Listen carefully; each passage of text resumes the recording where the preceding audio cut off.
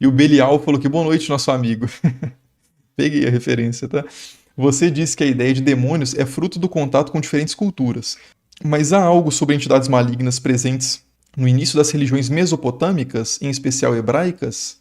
Há sim a ideia de entidades malignas entre mesopotâmicos e no Levante em geral, tanto os cananitas, né, nos textos de Ugarit, quanto na Bíblia. Na Bíblia menos, mas assim, você tem a ideia de espíritos que agem de forma negativa. Não é que seja uma personificação do mal. Isso é uma coisa mais zoroastrista, mais dualista, né? Mas na Mesopotâmia você tem muitos espíritos que fazem coisas que você não gosta do que ele está fazendo, que é desfavorável a você. Não significa que ele é malvado, que ele é perverso. Então, por exemplo, às vezes tem um espírito que ele, para sobreviver, é um espécie de parasitismo espiritual, né? Para ele sobreviver, ele tem que entrar no corpo de alguém. E isso gera uma série de perturbações para aquela pessoa. Então ela passa a ter alucinações, passa a ter ataques epiléticos e coisas do tipo, né? Isso é muito comum na Mesopotâmia, essa ideia.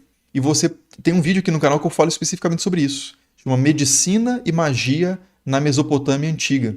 Que eu falo sobre como que a medicina e o exorcismo estavam muito presentes, estavam muito conectados nesse contexto, porque muitas doenças eram vistas como a ação de espíritos sobre a pessoa. Eles chamavam de etemo, ou também de... tem outro nome. Começa com G, tá quase chegando aqui. Tá vindo lá do fundo da cabeça. Talvez Gedim, alguma coisa assim. Não me lembro agora. Mas assim, tem esses seres no imaginário mesopotâmico antigo, que muitas vezes são inclusive espíritos de pessoas falecidas. Então, às vezes, um parente que morreu e morreu com raiva de alguém e fica puxando a perna, sabe essa ideia de puxar a perna à noite, de atazanar a pessoa porque morreu, não está em paz, alma penada, né, como se diz. Então essas ideias são muito presentes no imaginário mesopotâmico, né? Milênios antes de Cristo, milênios inclusive antes das tradições que comporiam a Bíblia. Depois dá uma olhada nesse vídeo, Magia e Medicina na Mesopotâmia Antiga. E o Matheus falou, fã demais do canal, saberia explicar como, quando e por qual motivo ocorreu a mudança dos querubins do ser de 4 asas para os bebês alados? Os querubim, né, o querub, eu tenho um vídeo específico sobre isso que chama A Aparência dos Anjos segundo a Bíblia, em que eu comento. Os bebês alados são de uma tradição romana, principalmente, né? Greco-romana ali. Então eles vão ser muito utilizados no Renascimento, né? No resgate a essa arte greco-romana, e remete muito à figura do Cupido ou de Eros. Mas originalmente os querub eram seres híbridos. Então muitas vezes um corpo de touro com uma cabeça de águia ou uma cabeça humana, asas de alguma ave, pata de leão e essas coisas, né? E é muito comum esse tipo de criatura na Mesopotâmia, e não só, mas no Levante, ali na Síria, a gente encontra vários tronos com querub.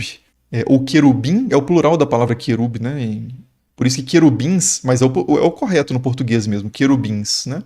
Mas é meio estranho, porque o querubim fica como singular, sendo que é o plural no hebraico, mas depois acesse esse vídeo lá sobre a aparência dos anjos segundo a Bíblia. Eu acho que é esse o título do vídeo. O Kamikaze falou que o que as pessoas acreditavam e pensavam antes da escrita é insondável? Não. É sondável, mas é mais difícil de compreender totalmente.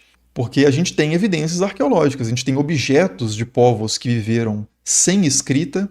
Não é nem antes da escrita, porque teve alguns povos viveram sem escrita sempre, tipo assim, até hoje. Você vai encontrar comunidades vivas hoje, grupos vivos que têm uma cultura muito viva e não tem escrita.